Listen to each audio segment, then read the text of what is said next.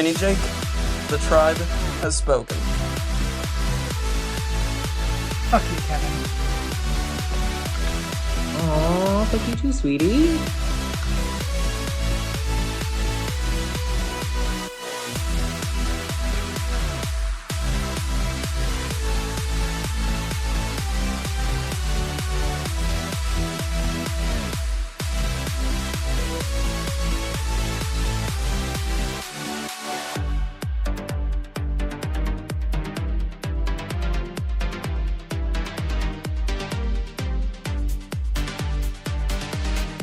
I'm JJ, one of the original Tribe of Nerds members. You can catch me on Marvel, Pokemon, and other gaming podcasts. What up? It's Josh, resident superhero nerd, but I also dabble in the occasional super villain as well.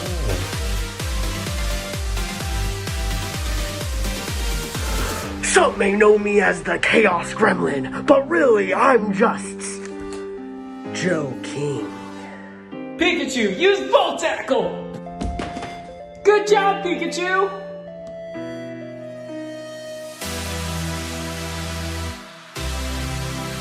On the Tribe of Nerds.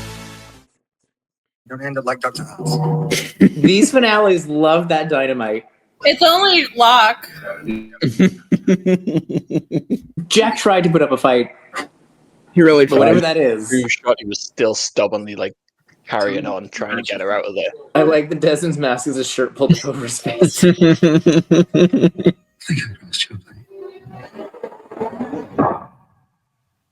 Oh my god.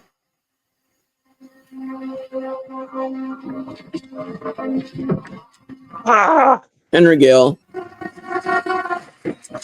All right, John Locke, congrats.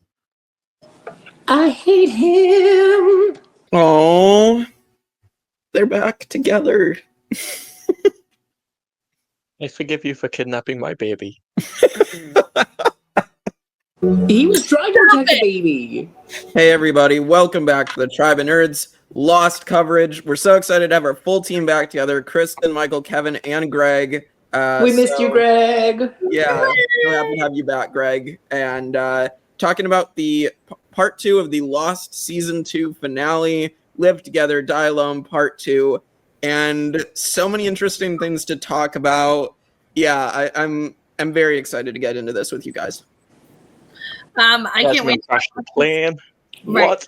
I know. There's so much to go talk about. It's gonna be insane. All right. Normally I start off with the fun facts, but Michael has one, and I'm really intrigued. So, Michael, he hasn't even told us what it is. He just told us the general topic. So we're general really topic. So yeah, we need to know. Go for it, General Michael. topic. I'm so excited that you didn't know this one because it's one of the greatest mistakes. Kind of like in Star Wars where the stormtrooper bangs his head on the door. Yeah. It's kind of like that where when Jack, Kate, and Sawyer are being taken by the others at the end, they all get picked up. And Alex, Tanya Raymond, who plays Alex, is the one that picks Kate up. And she goes to grab her in the waist, and she just grabs her by the boobs. And then you can see her panic, and she lets go and goes further down and pulls her up. And it's like an amazing little blooper that makes it into the show. I guess they didn't realize, but you can see the panic on her when she was like, "Oh, I grabbed the wrong area." I'm gonna go back and watch this now. Yeah, that's actually hilarious. Oh my God. As someone who has accidentally grabbed a woman multiple times in my life, I very much understand that, Tanya Raymond. You're forgiven. Multiple times, I'm like, oh, sorry. I'm clearly not. Random, Well, obviously not. Clearly me. It's a mistake. Okay. Yeah. I don't listen. It was such a fun fact until Kevin made it creepy, but okay. It's okay. Girls on his type. It's fine. They are. It's fine. So my fun facts are not as fun as the boobs, but with that, we do have the main thing here, which is so exciting. I don't even know if Jake noticed it, but the plane crash date was the air date of Lost. Wow. 22 of 04 was the date that we got Lost starting, and it was the date of the plane crash. It's now confirmed. I've personally been waiting for this moment because, like, this is kind of a big reveal for all of us, like, watching and being like, wait, because, like, he brings up, he's like, when's your plane crash? And he's like, 9/22, and we're like, that's when it started. Like, it was kind of a fun thing that Lost made the plane crash happen on the date that they were actually airing it. So I think that was a really cool connection. Did you notice the time that it crashed? Yeah, it's right here. Calm down. I was asking Jake. Oh. No. I have it because it's going to be in my numbers. That's my. Right. You know, I go. Right. I thought that's what you were leading into. No, I got to get to my numbers, but I guess since Kevin wants me to ruin it because like now it's not going to flow. But it crashed at 4:16. 4:16. So part of the numbers that I was going to bring up later, but Kevin had to have it now. He's so antsy. With that, this is another fun fact. The footage of Walt there at the end, of him in the boat, that was filmed before the entire series or season because they did not want Walt, Malcolm David Kelly, to grow too much. So they filmed that ending part very. Which, if you're looking, he already has. He already has. Yeah, because I looked at that and I'm like, he really does look older than I remember him being. So can you imagine if they would have waited like 6 months or however long it took him to film? Yeah, it's insane. Yeah. Here's another really fun fact. I actually did not know this one until this rewatch. So first of all, I'm going to tell you this part. The final scene, so this last little like cold tundra elsewhere, if you will, was shot and filmed 5 days before it aired. 5 days before it aired. And here is why. They had an original ending with them in Charles Widmore's office with Penny and a researcher, and he gets a mysterious phone call and he runs into a board meeting and says they found them. So it was like a whole thing where they were at like the Widmore Corporation. Wow. And so they decided not to keep that and decided to refilm it, and hence why they filmed it 5 days before it aired, which is crazy. I like this version more. I like the hard cut to like Jake's reaction when it was just snow and like the tundra. It's like it's such a great hard cut to what you would expect. And I agree because like in our flashbacks, like that would just be a normal flashback of like, you know what I mean, like off the island. But like to go from like island to like frozen tundra is like what? But I like the tie-in to what Penny had said of if you have enough money and will, you can find anybody. Like that it's her looking for him, not like I like that better than it being like Mr. Widmore. Charles doesn't give a shit about him. No, it wasn't. It was just at like in his office. So like it wasn't Charles looking for it. It was still Penny. But yes. Anyway, and then I had the numbers obviously when the system failure and the plane crash was at 4:16. But also Jack fired 4 shots after Kate was hit with the dart. He fired 4 shots at the bush. So those were our numbers. Anything else? Any other fun facts? All right, let's jump into this. So we pick up where we left off in part 1. Charlie is leading Echo to the dynamite. Echo is on a mission. I love that Charlie's kind of like, we left Echo saying like, if we do not fix this, everyone's going to die. And Charlie's like in the jungle like, it might have been, well, no, it could have. Echo's like, bro, hurry the fuck up. We gotta go. Like, this is a big, huge problem. I'm gonna need you to figure it out. And he's like, okay, yeah, no, it's right here. Look, here it is. Like, right there all along. Like, just look down, Charlie. It's been a while since Charlie's been on a main character mission. Give him a break. I know, but it's just and all the other main character mission players are on other missions, so. I just love that he was like, Echo's like in this like rushed, and then Charlie's just like, what a pretty butterfly. Like it's kind of where I envision him as acting like. But they do get the dynamite. They return to the hatch, and we get kind of where we see this plan of Echo's is about to happen, and we are led into our first flashback.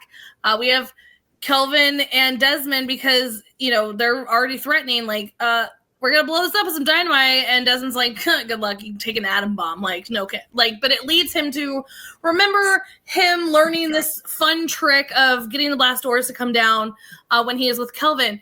As he does it, Kelvin's preparing to paint the question mark map, which is awesome. But also, I am right there with Desmond. How do you remember where you left off? That would be like, no idea.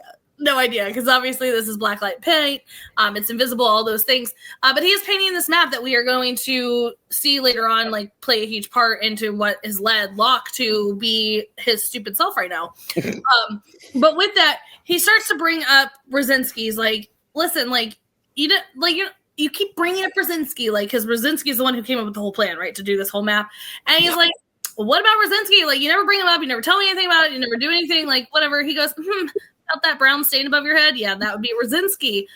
He went a little cray-cray. But we hear, like, Desmond in this, like, moment of, like, I haven't been outside in 2 years. We now know this is 2 years past when Kelvin has brought him down here. And so he's like, if you don't want me to go crazy and then just like Brzezinski, I'm going to need you to freaking, like, let me go outside. I need more answers. I need to know these things. And Kelvin's just being his Kelvin self and basically brings up, I left the army too, just like you. He also threw a dig, which I'm sure Michael's going to have a good field day about the Queen's Army there.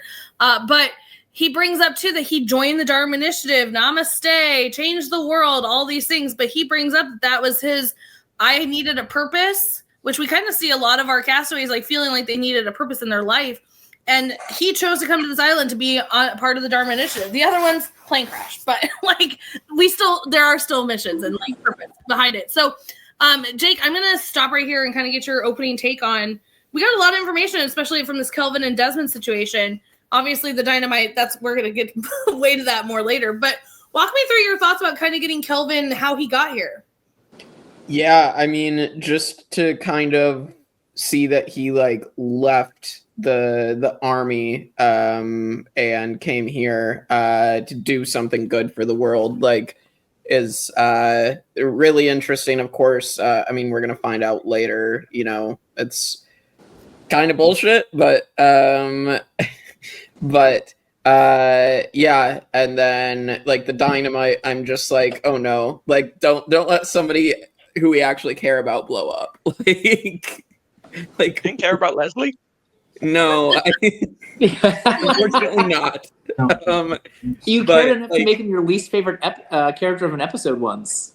Yeah. I'm just like, I actually like Charlie and Echo, so I don't want one of them to blow themselves up. So, but yeah, that's kind of my thoughts on this opening. And yeah, like it is crazy to me to paint it with invisible ink and know where the heck you're going, like where you left off. So. And I just talk about how amazing Clancy Brown is. Like, he's not in the show for long, but like he's one of those actors that turns up in things all the time, and he's just always amazing. Like his performance in these couple of episodes is great. I love the line where he says, why did you leave your army? He's like, because people followed my orders. And it's like, oh man, you can say so much without saying anything, and that is like, because we saw like how he was in his role. So it's like, man, what happened there? And that's what I was going to bring up, like about like that's why he wanted that purpose to come, right, to change the world, right? So I'm glad you brought that up. That's what I was going to bring up. Yeah, sorry. Like the line of like I only had 108 minutes to bury the poor bastard is like, he's so good. I love him. Yeah, shout out Mr. Krabs. Yeah, Mr. Krabs. Yeah, I mean, I think my favorite role still for Clancy Brown, since we're bringing him up, I mean, I still think him as Hank in Detroit Become Human, if you've ever played that game, is probably the best role I've seen Clancy Brown in. But he's been all over the place. So he's really good in the Dexter like reboot season 9. Like he was a villain in that. He was really good. Anything, Greg, Kevin, from this opening scene you want to say? I had something before, but I lost it now, so now I don't remember. If it comes back up, I'll interrupt you and just say it. Okay. I had the same question about this part. If they can rig a lockdown, why can't they rig the black light? Oh, it's true. I don't know why. Yes, Kevin, with your. I remembered. Sorry. No, it's a joke thing. It's Echo. What do you think a blast door means? Yeah. Echo is in a one-track mind right now. Okay. I love Echo. Echo is one of my favorite characters. I love Echo. Echo, what do you think a blast door does? Built to withstand this stuff. You only have 2 sticks as well. Like, it's not Echo's best plan. It might be one of the worst plans that we've seen in the show so far. Unfortunately, yeah. Poor Echo. When he gets his hands on Locke, it's over. It's over. If I were John Locke, and granted, I would never be John Locke because I'm not a fucking idiot, but if I were John Locke, I would be very much afraid of Echo after this. Yeah. I would hope those doors never open. Oh my god. All right, moving right along. We get Charlie literally trying to convince Echo, like, hey, we're in a very small area. This is not the best idea. It's really bad when Charlie, good old Charlie, our little drug addict recovery, is telling you that this is a bad idea coming from the man that was like taking babies in the night. I love Charlie, but like that's who you're getting the advice from, Echo. That should probably tell you everything. I'm glad you said taking babies in the night and not trying to hurt the baby, because we all know. We all know. We all know. We all know. Do we? I swear I will turn my camera off. I'm just kidding. It's only turnip head. It's fine. Echo is like, he's not having it. He has one tunnel vision track mind. He does not care. He is getting back in that room, probably to kill Locke, but mostly to save the island. But he grabs, I love this moment too from Charlie, because he like grabs Charlie, like starts undoing his belt. Like Charlie's like, didn't sign up for this. Safe word? Where's my safe word? But he grabs his belt and throws it, and the electromagnetism pulls that belt in, and he goes, "Is that fake? This is serious." Like, he is, again, Echo is pissed. Like, he is so mad. And Charlie, I love this line of Charlie. He's like, "I'll just see myself out then." Okay, thanks. It's so bad.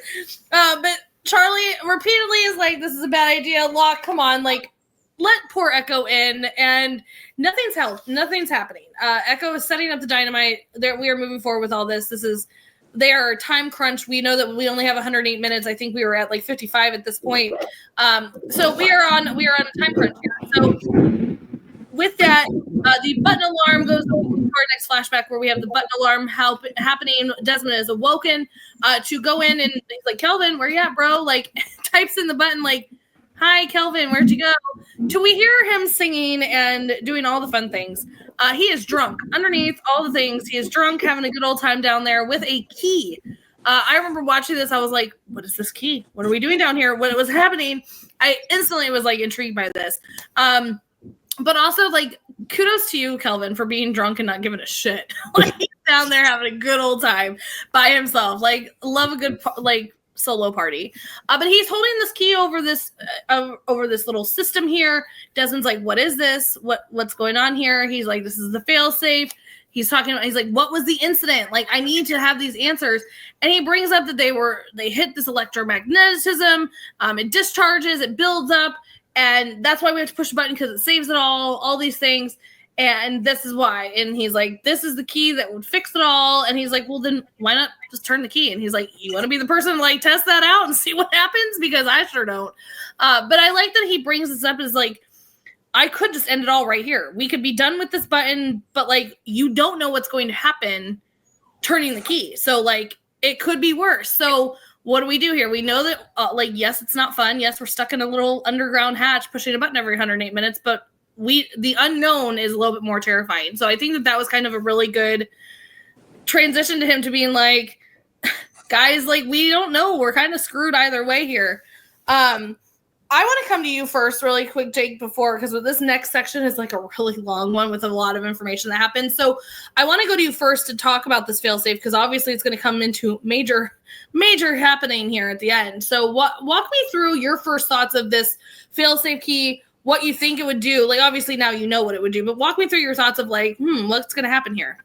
Yeah, I wasn't sure at all, because like I didn't even know this was a thing till this episode.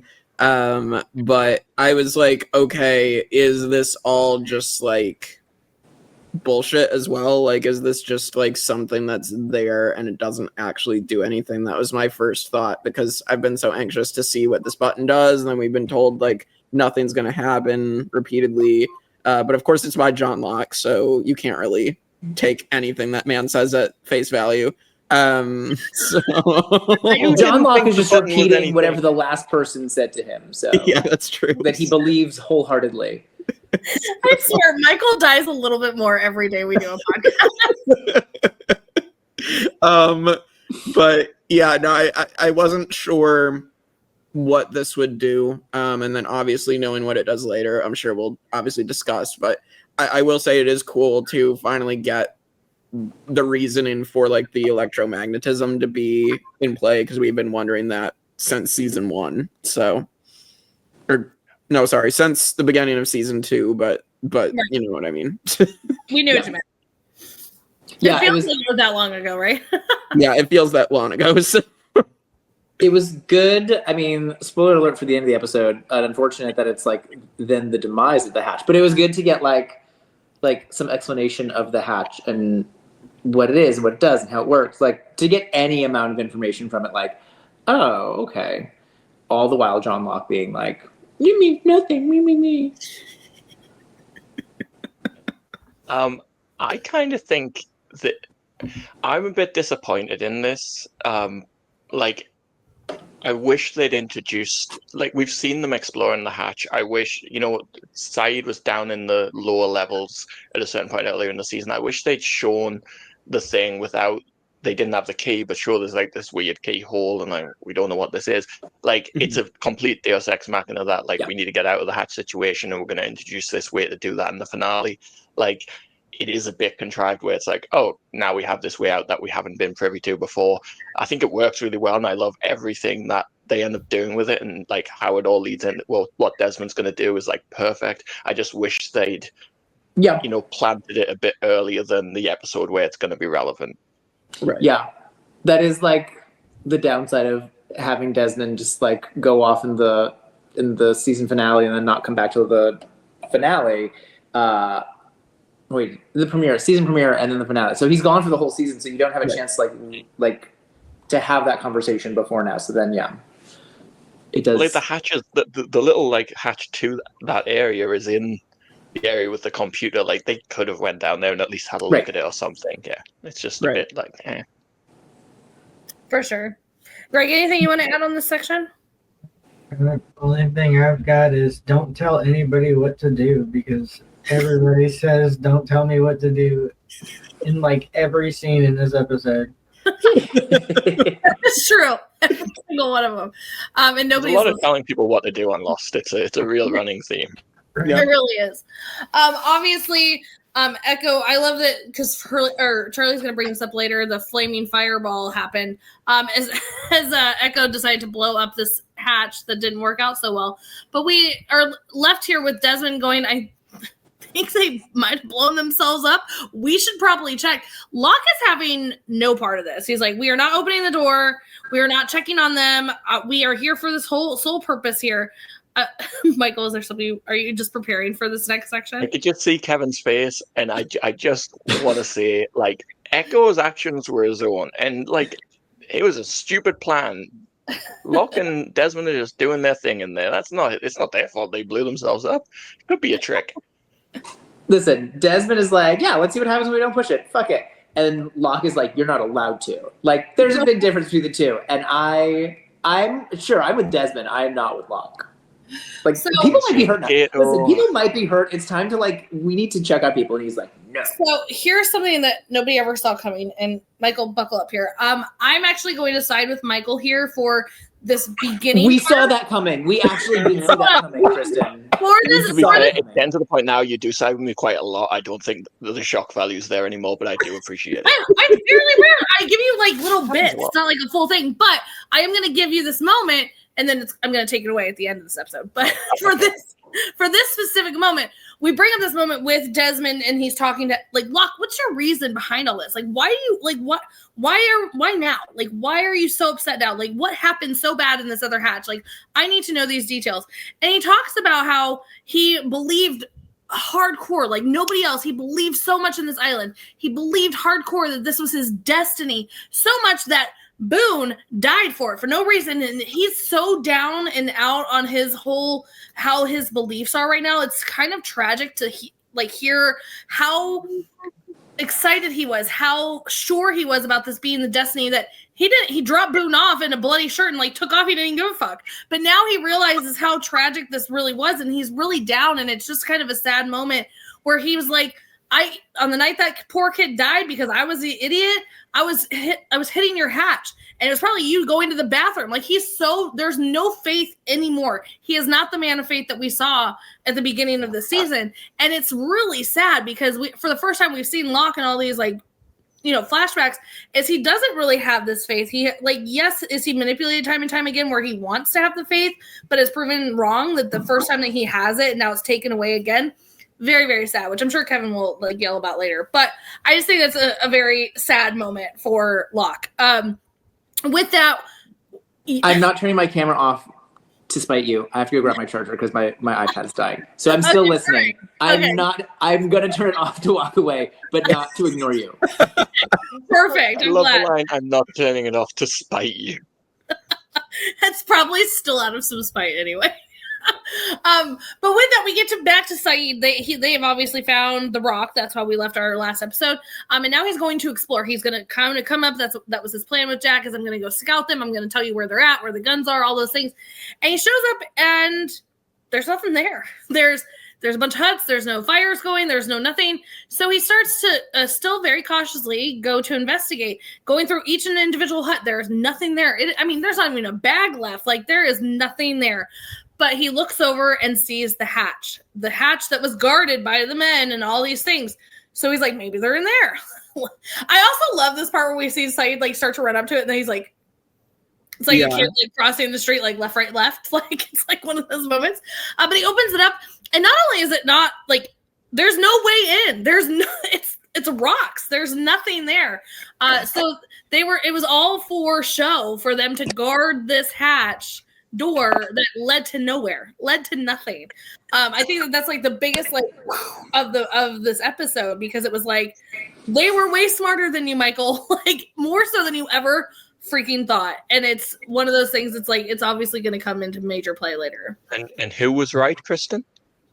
Who? What do you mean? Who was right? About what? Kate was right. Listen. Absolutely not. She didn't say anything about Hatch. I'll give her all the other credit for all the other. See, Michael didn't fight you. That was out of spite. Oh my god. Anyway, we do get back to our lovely group of people following Michael like idiots that they are, and they come across this big pile of something. What is this? So they go to explore. This is huge. This is a huge moment because all of us as viewers, they have no idea, but all of us as viewers are like, look, you freaking idiot. And this is where I will start to come back onto the all aboard choo-choo train.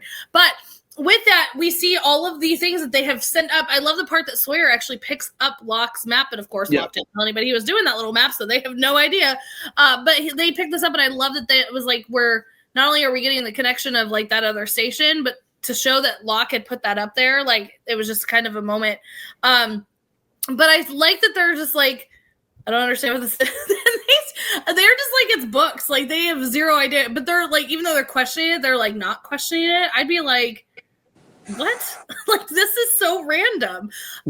Honestly, they've seen mystery horses, they've seen a smoke monster, they've seen a polar bear. Like these are just notebooks. Like this is low level. I get that, but like I don't know. I'd be like, okay, it's like it's just Jack's seeing his dead dad. Hurley's seeing his imaginary friend. So like, what's a notebook? What's it at this point?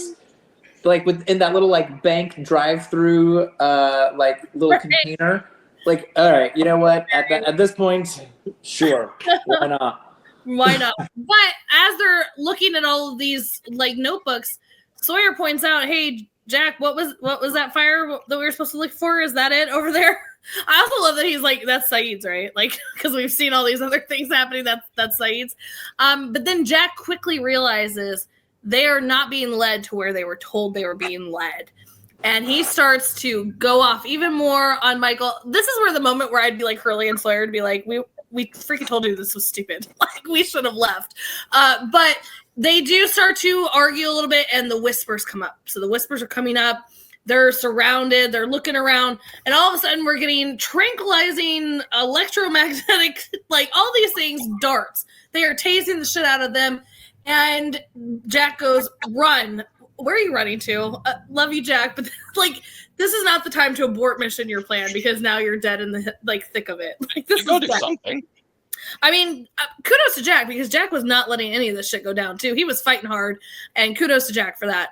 But yes, they all. You gave kudos to Jack. Hold very, on. very Let me pull up my calendar app for this one. Very small. It was a minute one. But yes, we get to that part of him going and picking up Kate and trying to like get out of here. It does not happen. They all come in and we see all of these people rush in and they go to capture them.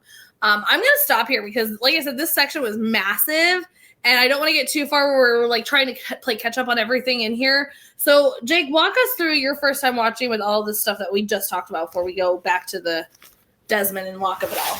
Oh my, there's a lot here. I figured like that the like sending the messages up was not gonna go like all the way to some other headquarters. Like obviously that's just not feasible. So it makes way more sense to all of a sudden just have it shoot up onto the, you know, in the grass somewhere or wherever.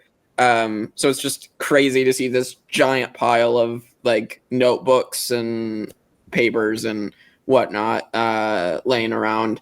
And then just like the ambush that happens because Michael led them into a trap, of course, just crazy. I love how Jack just keeps fighting regardless of he's being sedated. I mean, when the tranquilizer dart hit Sawyer first, of course that was Kristen's, so Kristen would have hit Sawyer first. She could drag Sawyer away. I mean, I would have hit Sawyer with something else, but it wouldn't have been a dart. What would it have been? My tits. I was gonna say. You just throw him in his face. Here you go. What do you mean? Duh.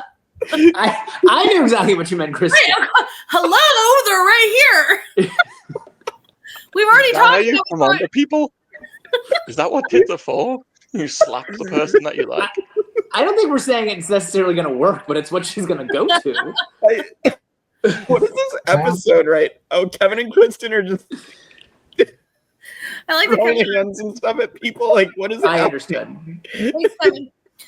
Thanks, Kevin. I never thought you would have my back, but the titties. I don't know why I do, since you Sawyer. specifically don't have mine any chance you get. That is inaccurate. I just gave Jack kudos, so shut up.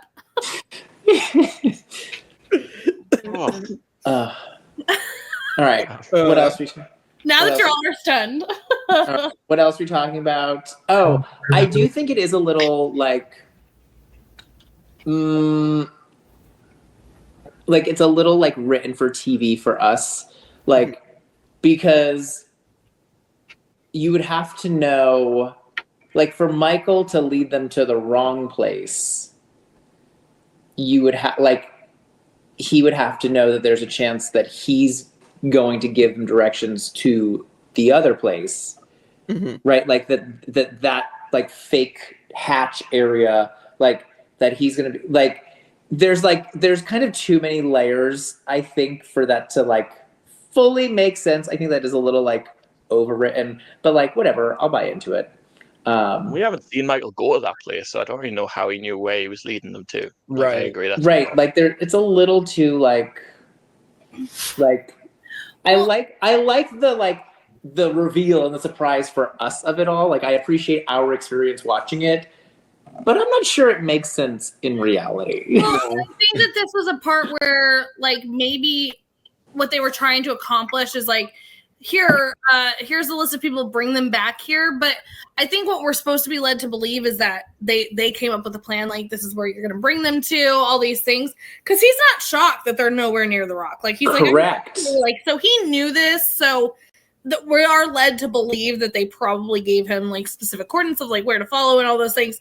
But what I think this scene is like major for, and you brought this up, Kevin, it's like it's a major dupe on us where we were like, Saeed and them, we got this like whole thing planned. Our people are out on top, and then you're like, oh fuck, like, the best laid plans. Yeah, That was me watching. I was like all excited. I was like, Saeed's got a plan. We're gonna like win. Yay for a no. Oh shit. So yeah. Anybody else? I'll let Greg go because I got a whole bunch on this section if Greg's got anything first. I don't actually. Go ahead. Michael? I gotta come back to it. It's all you, Michael. Oh, okay. I mean, again, this podcast is me talking about how amazing Terry O'Quinn is, so it's my TED talk on Terry O'Quinn again. So, that scene where I love you, Terry O'Quinn. If you ever watch this, are you turning your camera off with Terry O'Quinn? Go fuck yourself. No, it wasn't to Terry O'Quinn. It was to you. Oh my God. I love that this is where this podcast went today. Oh my God. Yeah, that scene where he's like, it's the way he says, like, a kid died. Like, he was a kid.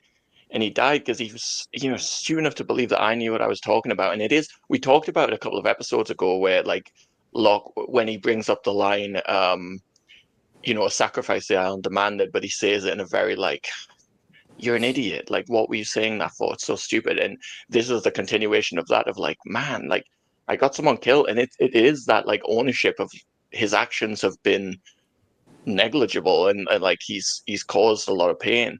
And I love seeing that, like, more vulnerable side of Locke. And yeah, he ends up being wrong here, but it's like, I don't know, it's him trying to, like, go the other way, and then whatever Locke does, he fucks up. But I just love that, I don't know, that he kind of acknowledged it a little bit, because it's the first time he really has, like, openly talked about it that way. I mean, you got somebody killed and you're still doing the same thing, though, where you're just like not listening to anybody. Like, you now know everything. Like, it's acknowledging the mistake, but not correcting the mistake. Like, I don't think he necessarily is thinking of it that way. I think this is him feeling like he is correcting the mistake. Do you see what I'm saying? I think that he thinks that because he is a selfish idiot. Like, learn to listen to other people. Like, you are not the most important person in the world. But you also forget that him and Echo are the only two that went and saw the Pearl Station. Only two that saw that video. Only two that have this knowledge of anything that happened over there. So, yes, by the way it appears and the way that Locke was, like, all invested in this, and for it to appear that they are the puppet, like the guinea pigs in the maze that they're running is, it's very easy to do, to feel how Locke is feeling in this moment. I understand why Locke now feels this terrible regret, right? Of like, I got this person killed and I was like so hard on this mission of how important this was, but actually now it means nothing because this button means nothing. Like, it's just an experiment. We're just like, I understand why he feels that way. However, he's not, like, he's going to get more people killed because he's doing the same thing where it's just, I am completely right. Now I know everything. Before I didn't know everything, and now I know everything. But, like, before you also thought you knew everything. Like, he needs to talk to people. Why does no one else, these people who are finding these notebooks, why do none of them know what the notebooks are? Why do none of, because, and I mean, Echo's fault too, but, like, because they didn't say anything to anybody, right? Like, why isn't Locke having a conversation with Echo of, like, why does this make you believe more, like, when it makes, like, he just immediately goes to, well, now I know everything. I didn't before, but now I do. And, like, that's the part that drives me crazy. Like, that's why he hasn't learned anything to me. Like, he realizes he made a mistake, but he's not changing anything to not make the same mistake again. Like, he's just going to make the same mistake all over again because this is just what he does. It's so annoying. I think he's less. I agree with he Kevin. does not believe that he's. Sorry, Greg, go on. I just got to agree with Kevin on this one. Like Kristen said, I missed you so much, Greg. Echo and Locke are the only two who went to the other station and saw it. And then you have Desmond telling him, hey, maybe it's not what you think. Maybe it's the opposite, an outside point of view, and he refuses to listen to it. Exactly. I mean, I personally think that I don't think Locke thinks that he's special at all. I think Locke is desperate, and he's someone that's desperately looking for meaning and looking for his place, and he makes terrible decisions. I've never, defended that. I absolutely agree. Yeah, I do have a couple of things on I Really love quick, the before reveal you of get into that, Michael, I just wanted to say, to add to your point there, not only is he looking for all of the acceptance and everything, he's looking for validation too. Yes. It's just 100%. it's so sad. But when he doesn't get it, he doesn't listen to the. He just instead shuts them out. I totally agree. Locke is a frustrating character. I completely get it. But yeah, I just think he's tragic. He's tragic. Sorry, I do love as well the I think your love of Locke Locke is tragic. Oh, that was just mean. That was really mean. You're an asshole. Kevin, this episode, evil Kevin is coming out. Poor Michael. Okay. To be honest, I think we've all kind of taken something this episode. It's we're all off the rails. I love the reveal of the fake village of Lost does that great thing of just adding so many layers to things, because obviously we're going to get at the end of this episode that the others are going to take them home with them. But we thought we knew a base for the others, and this is this complete distraction. So where do the others live? What is, the base camp for the others? And it's this whole new thing of oh shit, we didn't know anything. Right. And yeah. I have one more thing on the pneumatic tube. I think the whole thing about the pneumatic tube is the argument of which hatch is the experiment and bullshit. I actually don't think either of them are an experiment. I think they're both real. I think we've seen, that the Dharma Initiative haven't been active in a long time, and we've had these people still down these hatches doing their jobs. I think it's just been a thing where someone maybe would have came and taken those tubes to somewhere, and actually it was observed for a while, but someone was left down there Desmond was making these notes, but there was no one on the other end of them to collect them anymore. So I don't actually think it was one's real and one's not. Yeah. I also have to pose a question to the group here, because I think that this is interesting. What happened to the person that was down there? Because there's no skeleton, there's no anything like that. So there was two. Yeah, there's supposed to be two down there. So where did they go, and why did they leave? So which in our hatch that we've been following? In the Pearl. Yeah. The Pearl. Yeah. Also the Pearl is a much smaller hatch. It doesn't seem like it's like our hatch. Notice not my hatch, because I'm not fucking John Locke. Our hatch. Desmond's hatch. That one is there's a living space there, right? There's a kitchen, there's a place to sit, there's beds. The Pearl was 2 seats to watch and a bathroom. Yeah. Right, but what I'm pointing out though is obviously it is not a living quarters like ours, but it is somebody's coming down to relieve the other two so they can leave, right? So the other two were down there and nobody came to relieve them. At what point did they say, well, F this, I'm not doing it anymore? And where did they go? Bye. Or where did their bodies go? Because we don't have anything down there. Yeah, we don't know. I forgot to touch on the abandoned others camp. Yeah, I find that really fascinating. Again, we saw it when Kate and Russo and Claire went to the medical hatch and no one was there. Again, they've abandoned everything, and obviously it was a ruse because the hatch door leads to just an empty little wall. I do like the false door, right? Because we've got we get all these other hatches. We've got the Swan, we've got the Pearl, we've got the medical station, we've got whatever one the tailies were in. Yeah. But this one, so we think we're about to find another one, and actually this one's just right.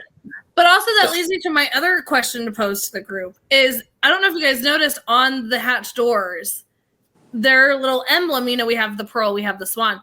It's a door. It's a door on the door hat on their little on the logo. So I was trying to make out what it was. What is this hatch used for? Was there a cave in? Because we know it's built into the rock side. Was there a cave in, so that's why it's closed off, or was it always like this and there was a reason why the door? You know what I mean? Is there an experiment there? So yeah, a lot of I don't know. You know what I I mean? think that was always like a bullshit cover. I don't think it was ever a hatch. That would be my guess. It does something for you to ponder, Jake, and maybe come back with your theories at some point if you have any. But like, it does pose the larger question: like, where are the Dharma Initiative? What happened to the Dharma Initiative? They seem to have this presence in multiple places on the island, and now it's done.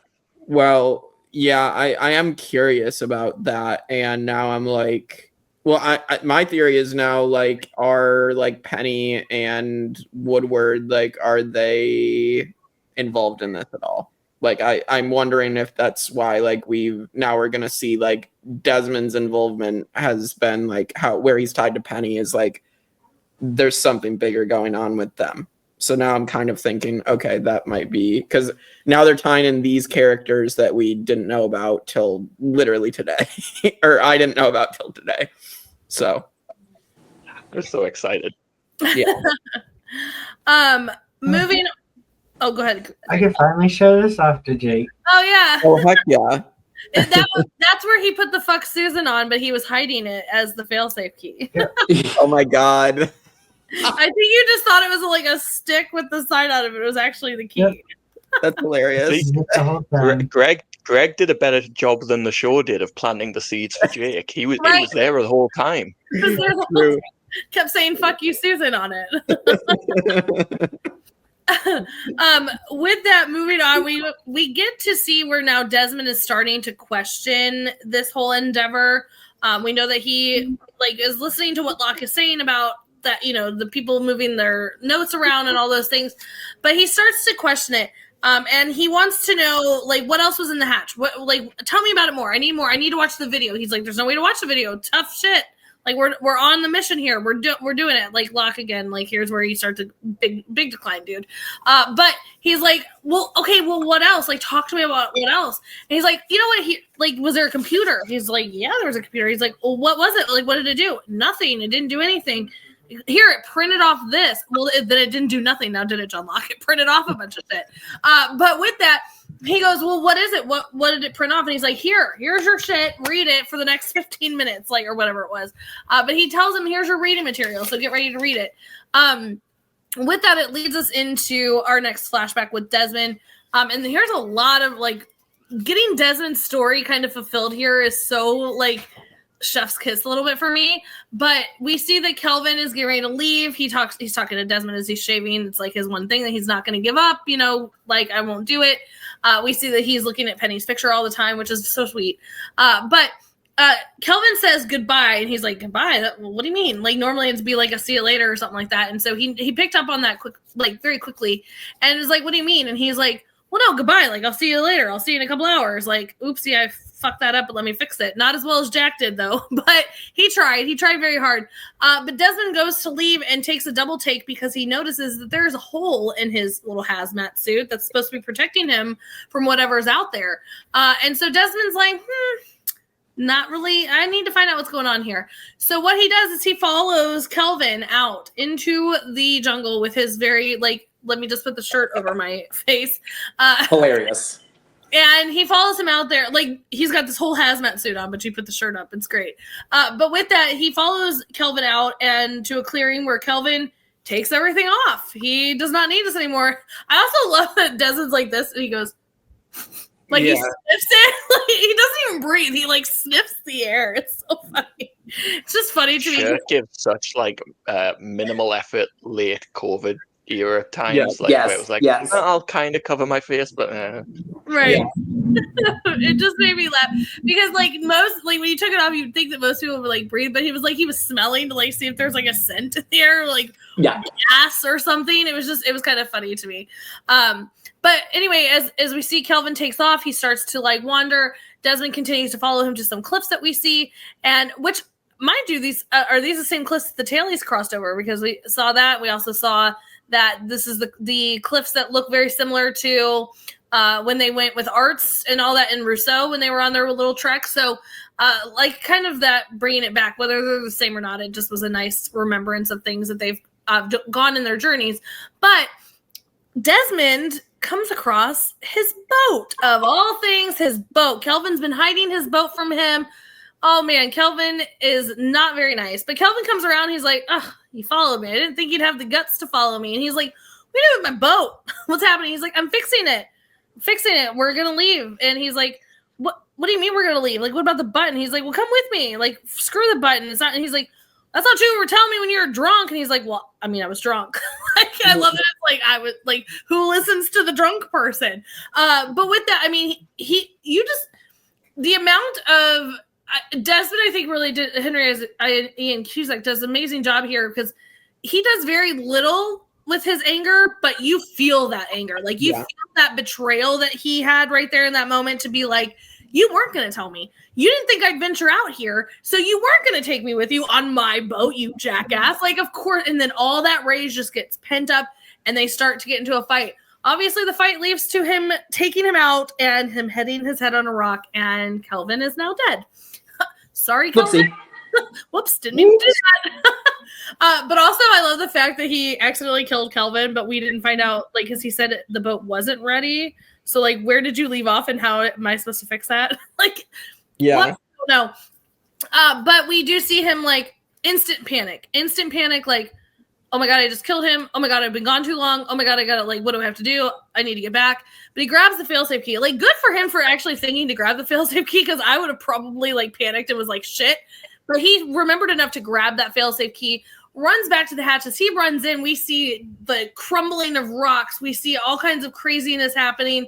And he's running in, and he sees that, you know, the system failure, system failure happening.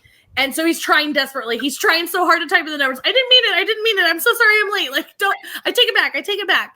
And he keeps typing for quite some time until finally, and he hits execute so many times. And finally he, like, hits it, and it's like, oh, just kidding. We were just playing a prank on you. Okay, fine. We'll it. Everybody's fine.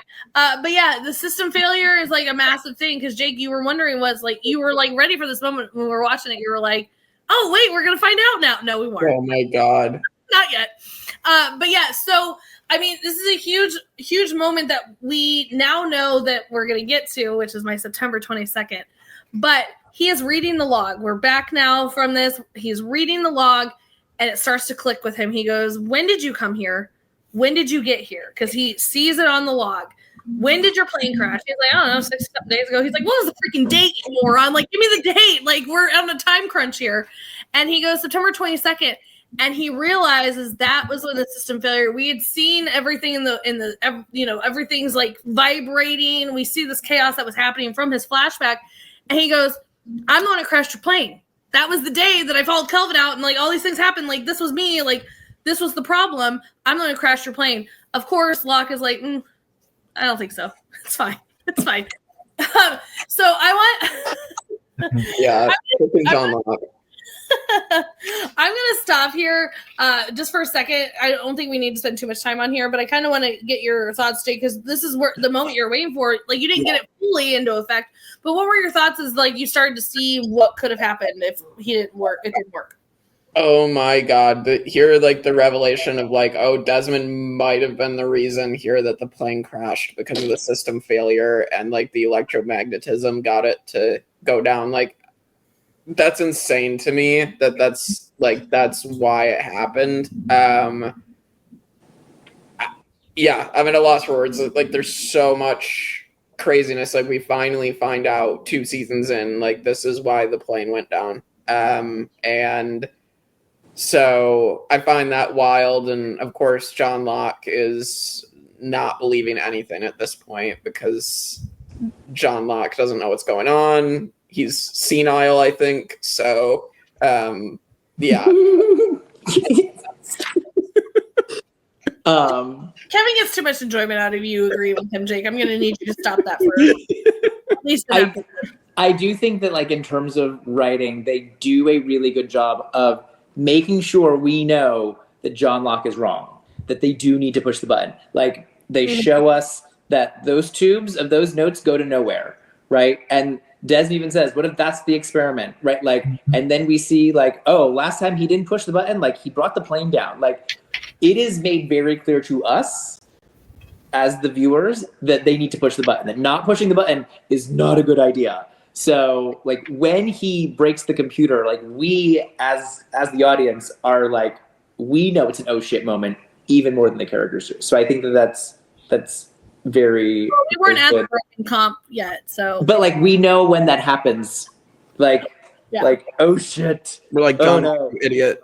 Yeah. So and like yes, John Locke's an idiot because John Locke, but like I think they do a good job of setting us up to know that like something bad is going to happen. Like you need to push the button. Yeah. So I think that's done really well. For sure. Going back to I didn't want to take too much time on that because I know we're going to talk about it more once we get to the what really happens here.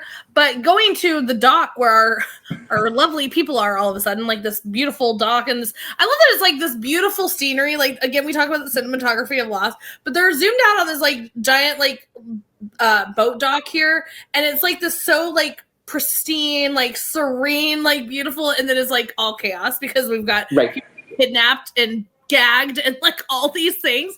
But I love that they kind of like showed this like beautiful moment that's not so beautiful anymore because our people are captured. What are we going to do? And we see a boat approach. Oh boy, the boat approaches, but immediately we all see that ugly silhouette of the man that we all love because he's so freaking clever sometimes. We see Henry get out of this boat, and he comes up. I love that he like immediately starts calling people out. He's like, "What the hell's your beard? What are you doing?" Like he's all mad. He's like, he's pissed. He's so mad at this whole situation. He freaking got captured and beat for days. And they're over here making, sure, Michael, have a boat. Sure, Michael, take your kids. Sure, Michael, all the things you want, whatever. Oh, I took my beard off. I don't have to hide anything. I love it. I wish that Tom would have been like, she's the one who told my name. Like, I wish that we would have gotten like a children little thing against Henry being the dad of like, I took my beard off, but she said my name. Like, I kind of wish we would have had a little bit of those moments because I think that would have been funny. But we do hear him talking, and he said, let's take care of business. We are now very much under the impression that Henry Gale is the one that is in charge of this whole situation because it seems like they're answering to him. And with that, we are going back to the hatch here where Charlie is now like, he's hard of hearing from this explosion. He goes in and sees Echo lying on the ground. My heart drops a little bit when I watch this for the first time. I'm like, oh God, please no. Please, dear, no. Me too.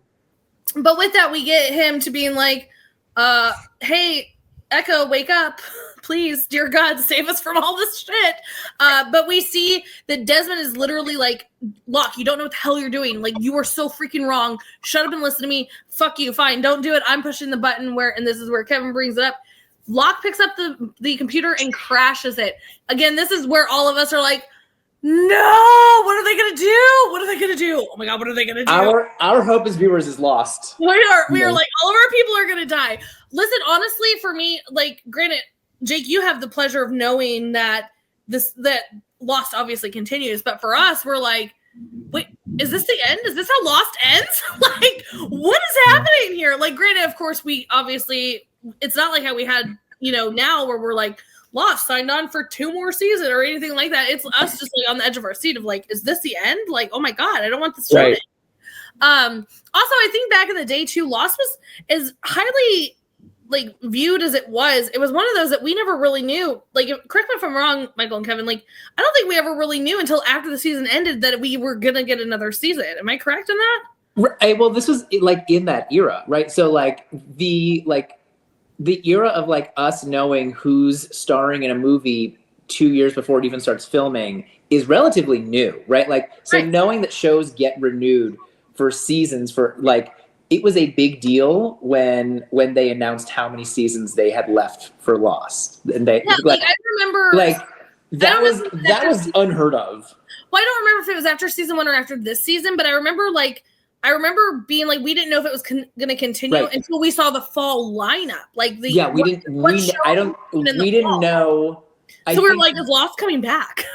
Right. I think we would know a little bit before, but yeah, like we didn't. It's not like now where we know, like we knew who was signed on to do like Stranger Things, even though that's not coming out till Christmas. Like we knew 2 years ago who was signed on for that. Like it wasn't like that then. So we had like very little warning. So I think And- that, to me, that this was like a moment where I thought this is how the show's going to end. Like, because what do you Yeah. do? What do you do? It's all going to explode. Like, what do you do? And like every movie and TV show, like it was like it didn't get renewed until they saw the ratings for the season. So like, whereas now they kind of seem to use those as like to boost ratings. Like, come watch our show, come watch our movie because there's more coming. Like, this was in the era of like, I mean, we'll see what happens. You better watch. Lost was also a show that had to take a lot of breaks because they were still filming the episodes. They filmed the episodes really close to the air date because it wasn't super,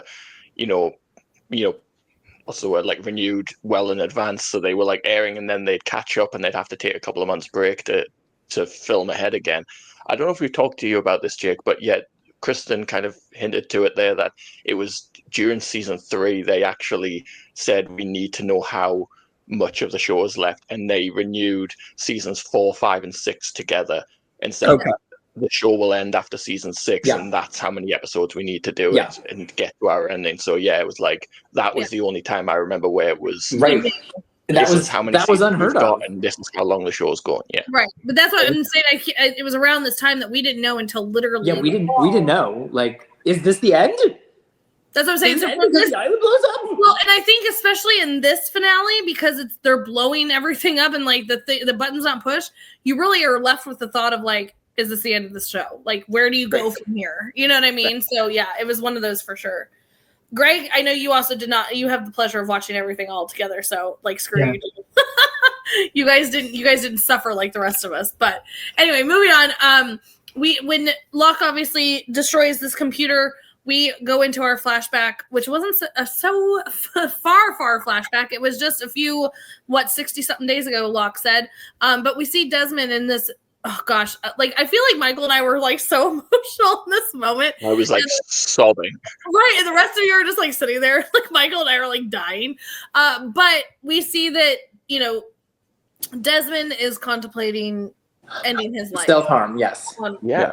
It's so this is obviously after Kelvin dies, he's left alone. The emotional like feelings that have to be going through his mind at this moment, but we see him open our mutual friend, which we know that he said that he was going to read before he died. And I swear to you, this moment this letter falls out, like that's where all of my emotion comes from, because because she knew if he opened the book. She had asked him if he had read his book in the last episode. She knew it was in there, yeah. It was in there, and God, it just like, freaking dagger to the heart, man. But this letter falls out, but also like thank God he didn't, because he desperately needed this letter in this moment.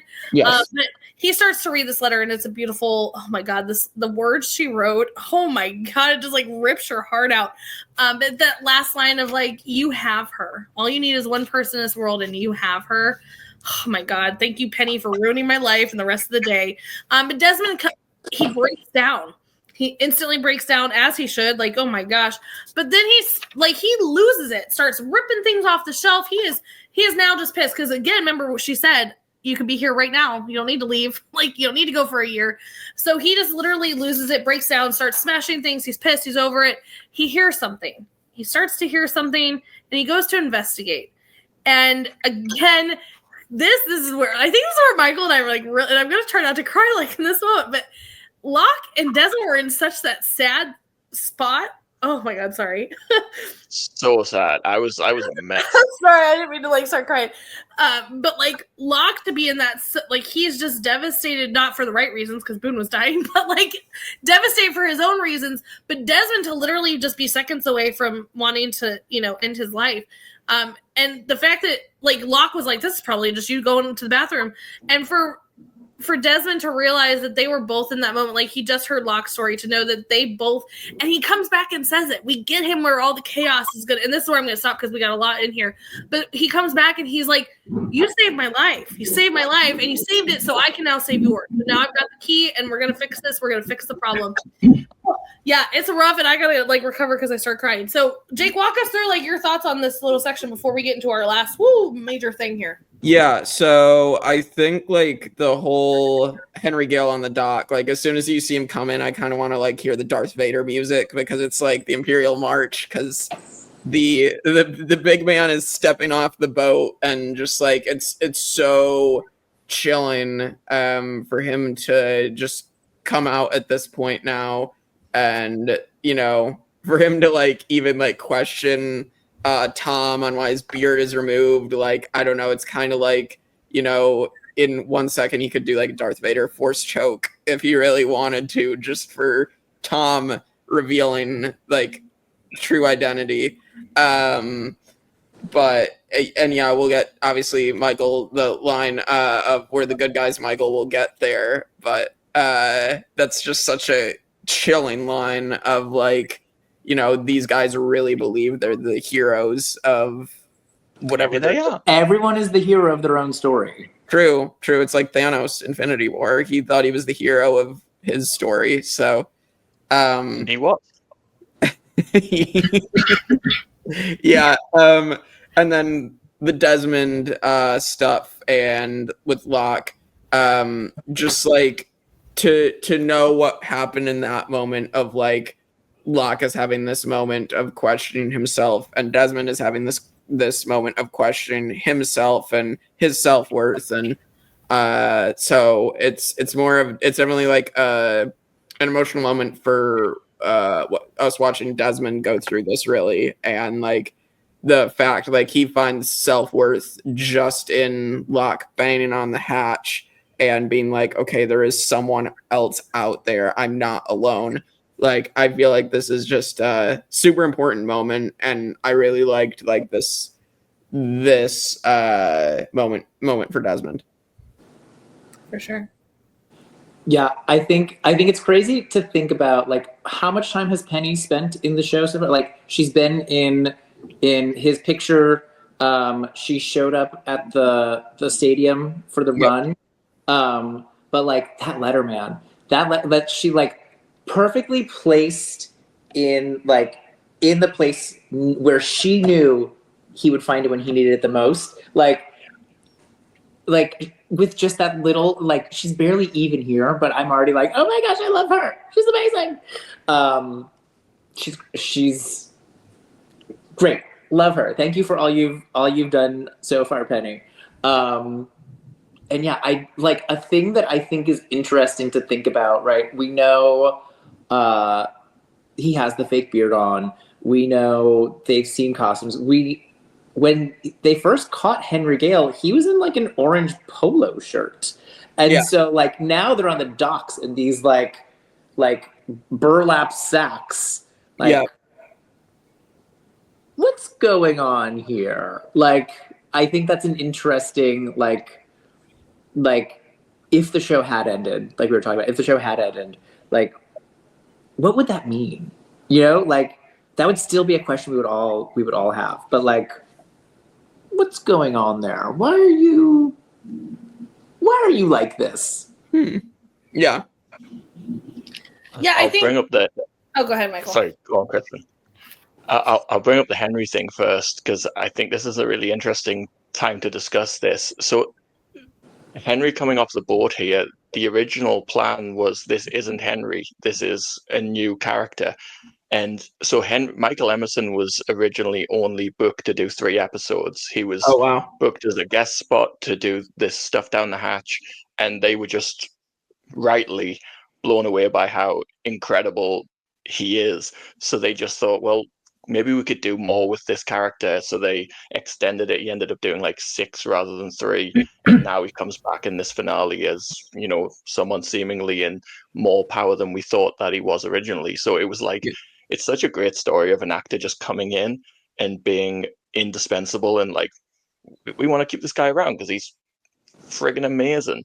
Right. So, man, and it's the best decision they could have made, because he steals every scene that he's in. So I just think that's such an interesting little tidbit that he wasn't originally meant to be there. Wow. Yeah.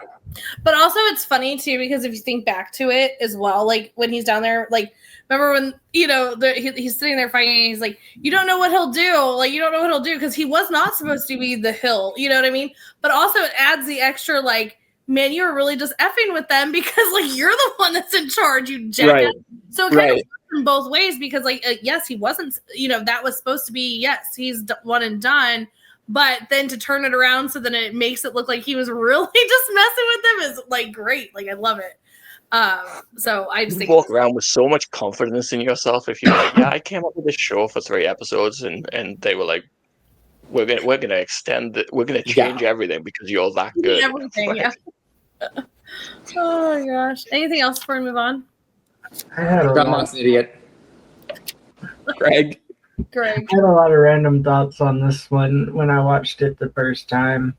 I remembered the huts and everything leading up to that, and at the time it was the whole like, when I watched it, the whole Osama bin Laden thing was still going on. I thought they were going to end up being like, like an armed militia terrorist group or something, and I thought it made sense because, like, Viet Cong kind of did the same thing with the empty tents and all that. And I don't know if you guys have touched on this, but the original picture and orientation of Desmond and Penny was different up until the Netflix version of it. She was a completely different actress. I didn't know if I even knew that. Yeah. Interesting. When I rewatched the last time I rewatched it on Netflix, I don't remember it from when I first watched it in 2005. Interesting. Wow. Yeah, I'm gonna have to go find like the original image. Yeah, Right. It's been so long since we watched like the original broadcast. I can't even remember. That's crazy. So I guess they just hadn't cast like a Penny yet. Did she have dark hair? If I remember correctly. I think so. She was like a brunette, right? Ooh. Yeah. Oh. And Penny could pull off brunette.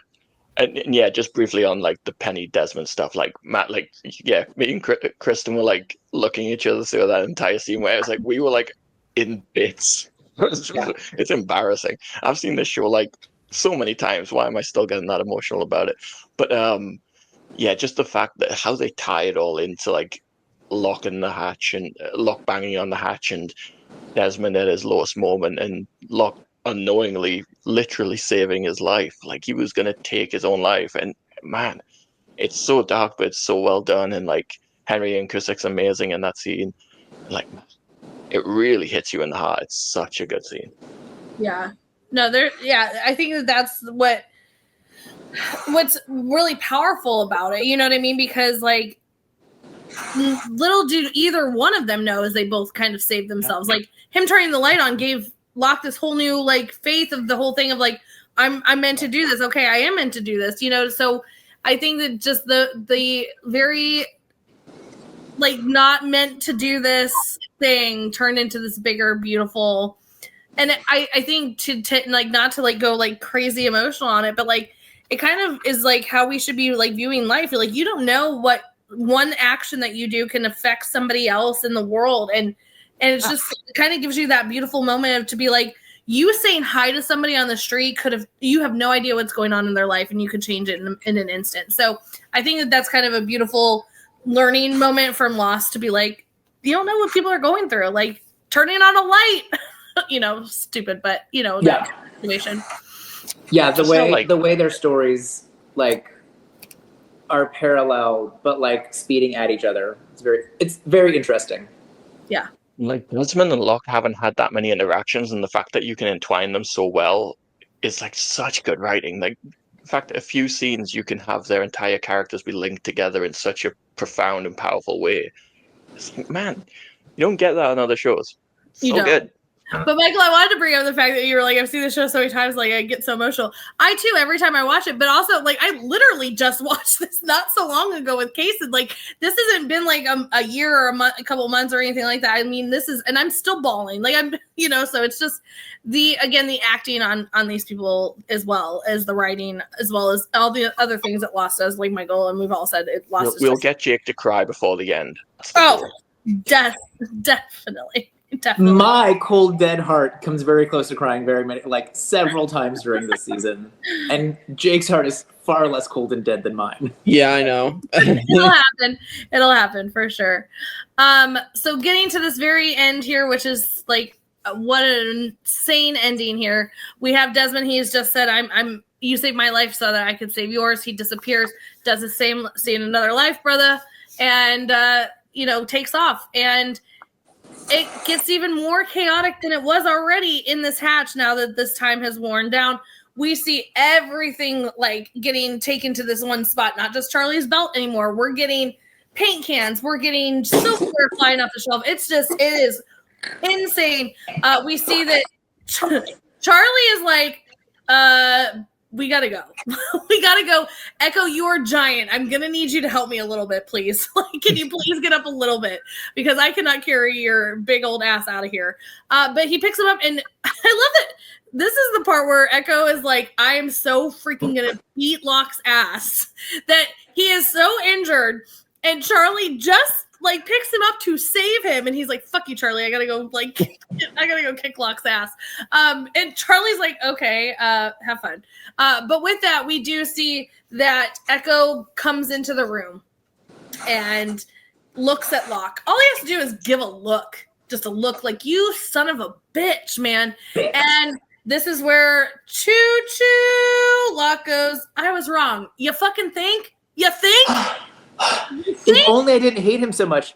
Him saying that he was wrong almost makes him my favorite character of the episode. Like, almost. Also, him saying that makes me hate him even more. We knew you were wrong, you idiot, if you had just listened. Right. But we do get down where Desmond is now underneath the hatch, and he is, of course, all the craziness, but it's still it's not as crazy underneath. Like, maybe they should have thought to go down there. It's like their own little sweet bunker down there. But we get to the point where he takes the key, Greg's awesome key that he made, and sticks it in, and he says, I love you, Penny. My God, like, kill me now. But turns the key, and craziness happens. We hear loud sounds, vibrations. The sky is bright as bright can freaking be. It is and like purple. Here's the fun part about this. I have to bring this up. I don't know where people, like, how they view this and where they view this, what their TVs are like.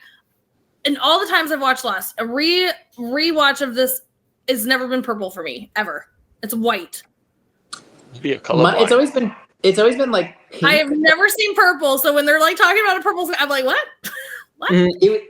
It's always looked pink to me in a way that, like, I just assume that my, like, color saturation settings like make it look pink to me, but like it's supposed to be purple, and I just go with it. But I've never seen it be just white. It's completely white. You might need a new TV. TVs that I've ever watched from the start, like from the beginning, watching this live, it's always been white. So when they kept talking about a purple sky, I'm like, what purple sky? Where are you at? What are you watching? Like, but anyway, so yes, the sky turns purple according to everybody else. But the sky does turn purple. It's really crazy. And then it stops. And I love that. Like, we also know that this is so loud that everybody's like covering their ears. Like, it's painful. It's bad. But we get it and it stops. We're left with Bernard and Claire sitting there. She's holding the baby. Also, like, good for Claire being a good mom there. She's like not covering her own ears and she's trying to protect her baby. Love it for her. Because Charlie wasn't there to do it for her. Anyway, moving on. I had to give her a little shit just for fun. Anyway, but no, we do start to see this thing whirling down from the sky. Bernard realizes, oh, we need to move. It's kind of also, I like that this ties into the pilot episode of when they're running Claire away from the wing coming down. So it's also kind of tying in the pilot. But with that, giant crash on the beach, and it is the quarantine door. This door has been through some shit. It hasn't done anything. How many times is this door going to get blown up? This door has been blown up every which way from sideways, but it is still there enough for everybody to know exactly what it is. It's the quarantine door. And it lands perfectly in the sand.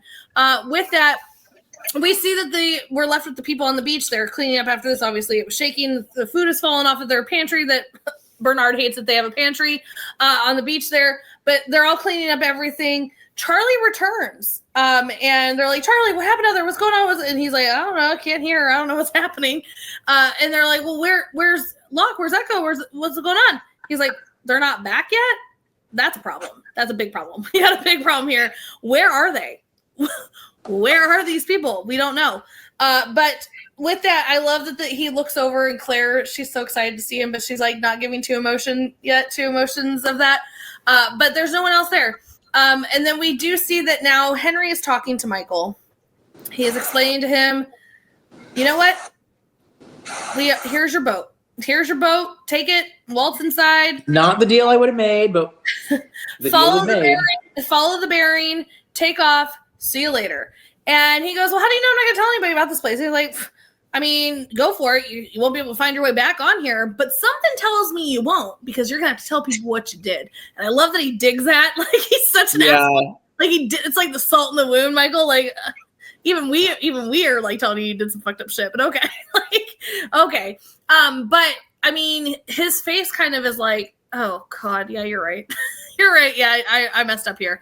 But he brings up, he's like, what, am I supposed to just take your word for it? Like, what? Like, he's like, yeah, here's the boat, you idiots, right here. Like, Michael, now you're gonna question it. Now we're questioning it. But he does have the question of, who are you people? And he says, we're the good guys. Are they the good guys? I don't know. We'll find out. Who knows what's happening? But they don't seem very good right now. They're kidnapping people against their will. With that, he says, okay, see you later. He goes, where's the kid? He's like, he's in the boat. Go. We're trying to get rid of you at this point. We don't need you anymore. And so he jumps onto the boat. I teared up here as well, because he's waited so long to get his son back, and I'm going to cry even more thinking about this. But again, we know from Michael's story here is he had a baby. Fucking Susan took him away. He gets him back from like horrible situations, to Walt hating him, to Walt loving him. They get on a raft because he's trying to save his son. His son is stolen. He spends this entire season trying to find him. And now, yes, he's done some horrible things, but this reunion between father and son, knowing that he has done what he set out to do, was to save his son. And it's just a very emotional thing. Even though, again, hate on Michael, because what you did was bad. Bad. But with that, he starts to take off. With this, they pick up Hurley. If I'm Hurley, I'm pissed. I'm so pissed if I'm Hurley, because they pick up Hurley and they're like, bye. We don't need you anymore. Just tell people not to come here. That's all. That's why you trekked across the island and we zapped you every which way from Sunday and put you on this. Like, that is such an asshole move. I'd be like, why did you need me for this? This is stupid. But Hurley kind of looks around like, really? And like, I love that he looks to Jack again. Like, Jack has been the leader of this group, and Jack kind of gives him the, like, it's okay. Like, it's okay to go. Because Hurley doesn't want to go. Like, why would you want to leave your friends like this? This is a horrible situation. But he goes to walk away. We see that they're going to take Sawyer, Jack, and Kate. They're taking them back home with us. Like, where's home? Because we thought that was the other thing. With that, we see him start to walk away. We see Michael going away with the boat here. Also, like, Walt's face, he does a really good job here of, like, he has no idea of what's happened, right? He has zero idea of how anything, and he's leaving with his dad, which is what he wanted. Like, that was the whole point. But, like, he's watching them pull away with people that he knew for quite some time until he got taken off the raft. Like, Jack, like, they're bound and gagged. Like, what's happening, Dad? What is happening? But him and Michael take off on the boat and they disappear. We get that our people are now bagged and they are taking off. We see Claire and Charlie have a moment. She was questioning everything. He's like, I have zero idea what happened. She's like, the sky turned purple. This is where she's like, sky turned purple. And I'm like, what? But the sky turned purple, all the things. And he's like, Charlie has zero idea that any of this happened, which is another like question of like, what do you mean you have no idea this happened? Like, where were you? But with that, they have their first kiss. It's so cute. Yay for us. So happy. They're back together. And then the end of this episode, we go from this island that all kinds of craziness has just happened to the tundra. Like Antarctica, like snow. Jake's face was great because that was all of our faces of like, what? Why are we here? Where are we? Who are these people? But we have these two people that are obviously like in this like bunker, if you will, and they are playing chess. They're trying to take the time away, and they notice that there is something that's blinking. And they're like, when did that go off? Oh my God, wait, it's not a false alarm. Oh my God, we missed it. They start panicking. Instant panic is setting in for them. They're freaking out. And then it's like starts alarming. They're like, oh my God, you have to call. You have to make the call. They call, and it's Penny. And they say, we found it. And her face is like, oh my God. And that's how we end season 2. Oh my God. Like, what? This is awesome. This is so freaking awesome. So, Jake, walk us through this last bit of chaos of season 2. Oh my. So, yeah, Michael getting to leave with Walt. I mean, I'm going to assume we'll find out more about Walt being special. Like, I have to think that there's still a little bit more left for them, but I mean, if we don't get too much more from them, I also understand, or at least from Michael, because I feel like we can't really redeem Michael too much at this point. Like there's not much else to go for with him. I feel like because we're never gonna forget what he did.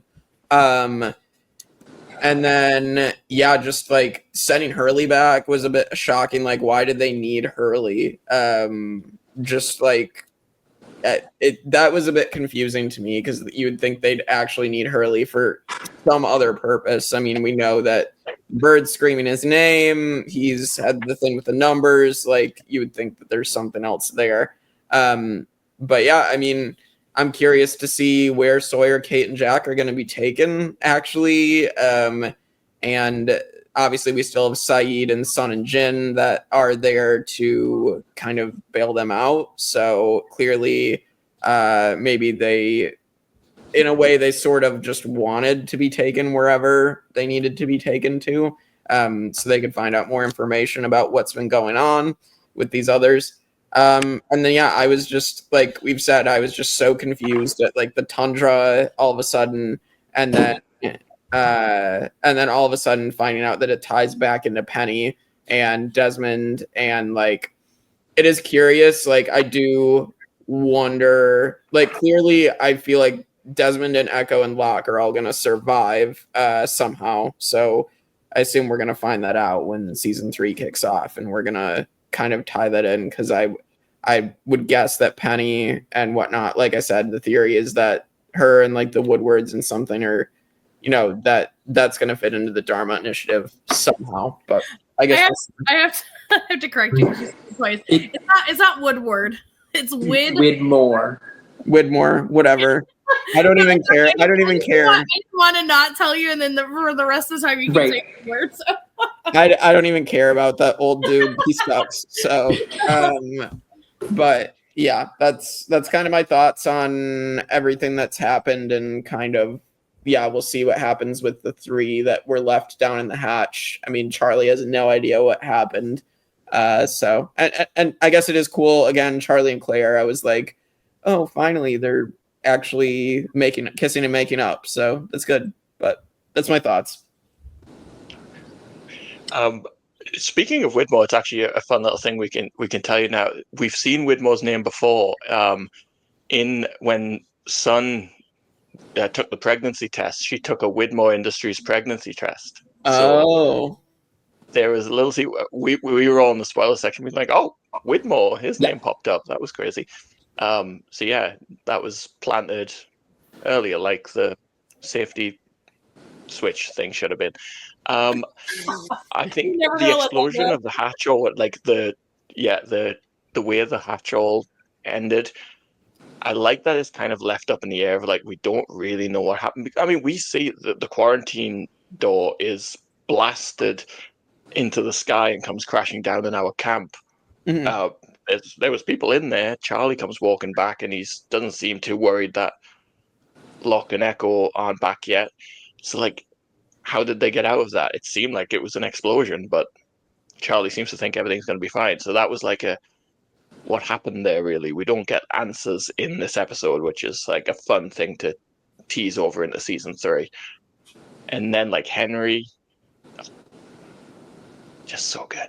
So good. And like the cliffhanger of taking 3 of our main characters off with the others. Like, we've talked so much about how the others have been this like rising threat, and we don't know too much about them. So I remember being so excited about the prospect of maybe we're going to get more of the others. You know, we've got characters going back with the others, so that's something that's clearly being set up as we're going to see more of them at this point. So yeah, so many like little things that are just super exciting setting up season 3.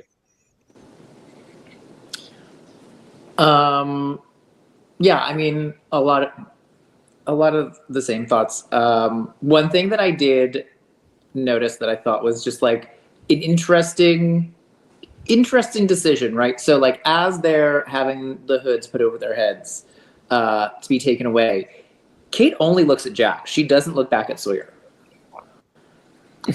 She knows. She knows who the hero is. Well, Just because saying. Sawyer's already with Kristen, so Just saying. Don't have sex. Don't have sex with Sawyer. You immediately die. Oh my god! What a way to go! What a way to go! I will take on the mission. Yeah, like in that case, go for it, Kristen. Free Bob. Yeah, that was just my observation. And yeah, like that everyone is the hero of their own story. So like we're the good guys. Like, bro, you just that was a very evil delivery of that. That does not come across as you being the good guys, but everybody's the hero of their own story. Maybe they are. We don't know. And yeah, I know we talked about the fun fact. I think this is a very good like tie-in to the beginning, to the first part. I think the ending is good. I'm glad they changed it to this. Yeah, same. And Penny, I already love Penny. I love Penny. She's been in the show for like 5 minutes total. She's great. I agree. So the Walt part where it reveals that Walt is in the boat already, and Ben and Michael had been talking loudly right outside the boat for like 10 minutes. It almost ruined the scene for me because Walt is so horrible. Like, oh, my dad's here. Like after he's been sitting there talking for God knows how long. And then what was the other part we were talking about? I'm trying to remember. The hatch blowing up. The hatch blowing up. Taking them away. The quarantine door almost hitting Claire. Charlie not knowing anything that was going on. And Charlie never knows what's going on anymore. I've always been kind of interested in why Hurley and not one of the other people, right? Like I get the idea of like send someone back. Send someone back to warn them, don't come looking for these three. But like why Hurley of all those people? Like why did it have to be Hurley? Why not Sun? Why not Claire? Why not Charlie? You know, like why not Locke? Because nobody wants Locke. I mean, listen, I have lots of theories on them that I'm not going to share with Jake, but like, I think thinking about that question is an interesting question. Locke is too old, that's why. He's 10 years older than Kevin. I was going to say, Locke, at this point in his life, is not significantly older than me. Well, actually, I was going to say, I think you're older than him. Oh my. Well, I mean, if we go by like Sarah's estimates, then I'm older than everyone. But yeah, I think like I'm 40. I think he was probably like in his 50s at this like he's not significantly older than me. So I can't call him I think old. he was about 50, yeah. Now, at the time of filming, he was like 30 years older than me. So like, yeah, I'd call that old. Mm-hmm. That's fine. We're catching up. I had one little. I just remembered a theory that I had, like, what I expected to happen when Michael gets in the boat before we see Walt. Henry says, "Bon voyage, Michael." I totally expected the boat to blow up. I thought it was going to be like Michael gets in the boat, he's done what they need him to do, and he said, "You're never going to get Walt." Yeah, I was like, I thought that was going to happen too. 100%, and I was like, "Oh no, they actually." Maybe they are the good guys. They gave him his son back. They sent him off. It's very anticlimactic because we definitely thought that was going to happen. I remembered what I was going to say now. While they were on the dock and dealing with all that stuff, that was another reason I thought it was like a terrorist militia thing, because they gave up one person and everybody loves Hurley. That's why they chose Hurley to go back. And like it just kind of clicked together, right? I feel like. He's like the ultimate hero. I have somewhat fun fact. It's not. I didn't bring it up earlier because I was going to save it for this one. But a fun fact, continuity error in the boat situation with Walt. The very beginning, when they kind of look into the boat, Walt's sitting there with Vincent, and then he's gone. So what? Yeah, I don't think so. Oh no, it's there. I'd have to go back and wow. Why like, I'm about to mute myself and go fast forward to that part. You don't see full on Vincent. It's not like Vincent right here, right? So when you look into the boat, you see the top and you see his little head right here, like by Walt. No way. So that was a continuity error? Yeah, I don't know why Vincent would have been there, but that's what happened. I think that's a Kristen error. It's not a Kristen error. It's even look at all I'm literally going back to look right now. That's why I'm muted. Go for it. It's because Vincent is a good boy. He can be anywhere. No, it was even written in they did a Lost podcast called, I think, Live Together Die Alone too. I think that's the one, and they mentioned it there too. Oh, oopsie. Yeah. Well, I mean, while they're looking that up, I mean, do we want to start getting into? You want to look it up to prove me wrong, but it's totally fine. Yeah. Get the least favorite favorites. Yeah, let's get to that. All right, my favorites. Oh boy. There's a lot of options. Geez, I don't know. Like this one's tough for me to pick a favorite, but just because, again, like his entrance and like, again, I think he's fascinating. I will go with Henry Gale for this one as favorite. I think it's just really chilling, and Michael Emerson, again, we've said he does such a great job. So this was like a well-deserved comeback after we've spent like a few episodes wondering where he ran off to when Michael let him go. But yeah, so I would definitely say him. And then my least favorite, I mean, I'll just say Michael because, again, Michael, like, did all this and, like, he's just now going to get to go free with his son. But, again, he has to deal with, like, everything that he did to get to this point. And so it's, not the happy ending that we would have envisioned going to, like, from the start of season 2. Like, I definitely thought it would be concluded, but not in the way it did. So yeah, like once Walt gets taken, you imagine the reunion of Walt and Michael to be this really heartwarming moment, and you can still feel that, but like it's after so much has happened, and it's like, man, it's not the direction you expected it to go. No. Yeah, I'm gonna say my favorite character of the episode is. it's so tempting to just make it Henry, but no, I'm gonna do same as part 1 and go Desmond, just because, like, it's really crazy as well. You mentioned that it was the first flashback of a non-Oceanic 815 character. It is kind of wild as well to have your finale's story be put on the back of a character that, I agree, Kevin, I didn't see no Vincent, but I just pulled up the scene and I looked. Maybe they've edited it out. Maybe they have. Maybe. That you put your finale on the back of a character that you briefly saw in the first episode and you haven't seen since. And like, if you don't connect to that character and it doesn't work, like, your finale's kind of ruined. And Henry Ian-Cusick really carries that well, and the episode falls on Desmond and he does a great job. So I gotta say Desmond. But shout out to Henry. Least favorite character, I don't do it very often, but I am gonna say Locke.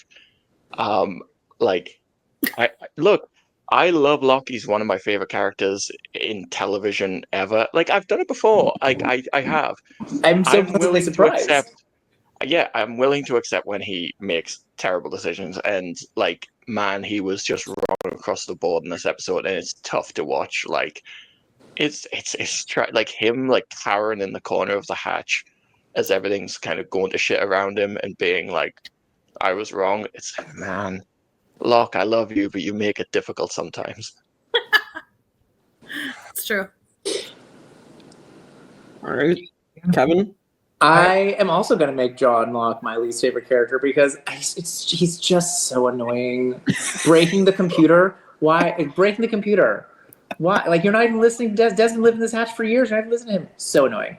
And I'm glad that you see it this time, even if not, you don't see it every time. I do appreciate, again, I appreciate Terry O'Quinn. I appreciate what the character brings to the show. Fuck that guy. I don't think I can make Jack my favorite character, but shout out to him for getting hit with the tranquilizer, stun gun, whatever it was, and like still trying to take steps and carry Kate away when Sawyer just immediately fell to the ground. But yeah, I think I have to go with Henry Gale because like I'm just so intrigued. I need to know more about this character. Like watching this in 2006, like I need to know. I need to know right now. Where is he? I need to know who this man is. I need to know how this happened. Like most interesting for sure for me. For favorite, I gotta go with Desmond. Like he had a great story in this episode. Everything kind of clicked together because of him, like Michael was saying, and that was the most important part of all of it, honestly. And then attached to that, my least favorite is Charles Widmore because he tried to prevent the best love story going on in the show that only had like 3 minutes of runtime if you clip it all together. Horrible man. Horrible man. It even overshadowed Claire and Charlie, I feel like. It did. Yeah. Like Kevin and Greg have both mentioned that, like, yeah, the amount of screen time between Penny and Desmond, it's like nothing. Like to be that invested after that short amount of time, like that's a mark of a great performance. 100%. 100%. Kristen? So it's funny that you bring that up because I'm going to make Penny my favorite character. Although I really wanted I support that. I really wanted to make it Sawyer because I love that you tried to make the dig that Sawyer fell. Sawyer got hit in the neck with that thing and he got hit in the leg. I'm not making a dig at Sawyer. What I'm saying is that took Sawyer down right away, and Sawyer's a big, strong man. So Leave this my is a man very alone. strong, like Anyway, whatever it is. I'm getting back to Penny. Penny, like again, 3 minutes of screen time here, but like that letter was like she knew that he would eventually somewhere down the line in his life need to hear those words and the love that they have for one another. It's like the Rose and Bernard, like they're barely on camera, but then they're your favorite character. Like and plus she's smart enough to like, she's got the money, she's got the will, she's going to find him. That we know that we're going to have a whole nother, like, we know that there's going to be a storyline behind this. So I'm with Penny, very smart, very loving, very awesome. Definitely there. Least favorite character. Oh boy. This one's hard because like there are so many things here with like Locke obviously being the idiot that he is. We've got Michael being as stupid as he is, but like he wanted to keep his son. We have Charles Widmore. It's really, really, really hard for me to pick a least favorite in this. But I think I will go with, to save us on time since we're so far like back, I will go with Charles Widmore. And we'll just for all the other reasons. Solid choice. All the other reasons. So. All right. Episode rankings for season 2. Let's close season 2 out. Well, you're definitely going to need to bring up the top 10 on this one. Yeah. Well, I was going to say, by raising hands, do we think it's in the top 10 to see sometime? Yeah. Okay. I'll give you the overall top 10 and work out season 2 after. So overall top 10 episodes are Exodus, Lockdown, Walkabout, Orientation, Man of Science, Man of Faith, Two for the Road, The Long Con, The Pilot, Do No Harm, and Confidence Man. Kind of crazy the pilot's being dropped so low. I know. How many good episodes there are? I honestly think this is better than season 1's finale, so I'm probably gonna do number 1. I honestly think that this is a really good finale. Like I agree, yeah. So, It is I don't know. I am shocked by that one. That one hurt a little bit because I love. Wow. I don't hate Exodus. I think Exodus is really good. No, yeah. I also it is. No, this one's good too. It's not like I just was. Yeah. It's a little shot in my heart there. But this is so. Like, this is what this season has been building up to, is like rescuing Walt. It's not the journey I expected to get there, but like I feel like satisfied, and knowing that this continues on for 4 more seasons, I'm not disappointed because I figure that we'll get some other answers as we continue. But can I hear the top 3 again? I know Exodus and then Walkabout. Exodus, Lockdown, Walkabout. Oh, see, why is I don't like lockdowns episodes. I'm gonna agree with Jake at number one, just because it's everything caught up right here for the most part. But there's enough still out there to where we're interested for another season or 4. It's so difficult to rank. It's kind of unfair. We should have like a finale ranking separate almost, because it's so difficult to rank like the finales against regular episodes, because they are like mini movies. They're like incredible, every single one. I wouldn't be surprised if all 6 finales take up spaces in top our 6 10 when this is all said and done. That's so good about this show. It is the finales are always up there. Right. And premieres, like there's no other shows where all the episodes could be contenders almost for a top 10 ranking. Right. 100%. Yeah, for sure. Like I think I really like this finale. I just think it's a bit like trapped in like location wise in we have the stuff in the hatch and then we have the stuff at the dock. Whereas I think Exodus was kind of more of a like broader thing. We had the great stuff with Jack and Sawyer, like the launching of the raft, the stuff on the raft, like we're going to take the boy. This had so many amazing things, like Desmond crashing the plane, all the stuff with Desmond in flashbacks. I think I'd personally put it just lower and keep Exodus at the top, but I can easily say the argument for it going above it. Well, I'll make Kevin be the tiebreaker because I'm right there with you. I think Exodus gave me a little bit more than I love. Trust me, don't get me wrong. I love this finale as well, especially when it's like, oh my gosh, where are the others taking them? What is happening? Like, there's so much but I do. There was something that was so when we're getting season 1, we're already like in a season and in a show that we're like getting so much from, but there's so much that's happening, and it's kind of the same thing. We have Saeed and Son and them over here. We've got our other group here on the docks. We've got the hatch happening, but we did the same thing in 1, and I feel like it flowed better. Granted, it was a 3-part finale versus a 2-part. But I feel like this one was rushed, right? Like we talked about how the emotional toll that had to take when they found out Michael betrayed all of them. Like I just feel like there are very rushed moments here, and so that's why it doesn't flow as well as we've got. Because like remember we even talked about like it was daytime, nighttime, daytime, nighttime. Like within like every scene, it changed. So that's why I think Exodus is better against Live Together, Die Alone. But I will be happily swayed, and I'm gonna make Kevin be the bad guy. And like we've said, like every single episode in this top 10 are 10 out of 10 episodes. So it's it can easily go anywhere. I hate that I sit here and fight with Michael and Kristen about John Locke all the time. And now I'm about to agree with them here. I think that I just think that like, when I think about Exodus, I think about that emotional roller coaster, right? Of like, they're getting off the island, the ship is set sail, and like, we are wondering what's going to happen to them, and like Jin and Son like having their goodbye, and like the Jack and Sawyer of it all, but then it's the hope of them leaving, and then they do get rescued, and like, oh my gosh, what's going to happen next? And then he turns and says, we're going to have to take the boy, and blows it. And like, I think that is more of like an up and down that I appreciate more than the like this also being amazing, but like, I don't know, maybe what Kristen's saying, maybe it is like a little more rushed. Like there are little things where like I said, like the plot of them like say like telling him to go to this special rock that like he then sees from the ocean, and like why would you know to look for that rock and go to that beach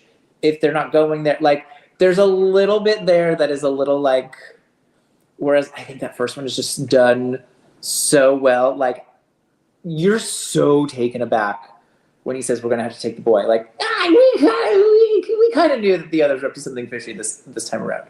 But like that stuff with the penny letter is amazing. But yeah, I think I have to put Exodus above this one, but this as a very solid number 2. Yeah. This would still make this the number 1 episode for season 2 as well. Yes. So, yeah. Oh, as soon as you read the top 2 and you said number 2 is Lockdown, I was like, oh, this is going above Lockdown. Yeah. All right. Well, that is season 2 in the books. Technically, we have one more thing left, which is our season 2 Brant Steele Survivor Simulator. So we will get the cast into that as well as ourselves. That includes ourselves again. So we'll get to see the season 2 characters battle it out, probably including, Desmond, Henry Gale, the Tailies. Like, we're gonna see how that goes. If you win again, Jake, I'm quitting the podcast. Henry Gale and I are going to align with Sawyer, and it's going to be the best trio we've ever seen. Alan might be dead, but my alliance with Henry Gale is going to be amazing. Oh my god. Yeah, we'll see what happens. And otherwise, if you decide to move past the season 2 Brant Steele, I guess we'll see you in another life, brother. Season 3. And so tune in there on the Tribe of Nerds. Fudge unlock.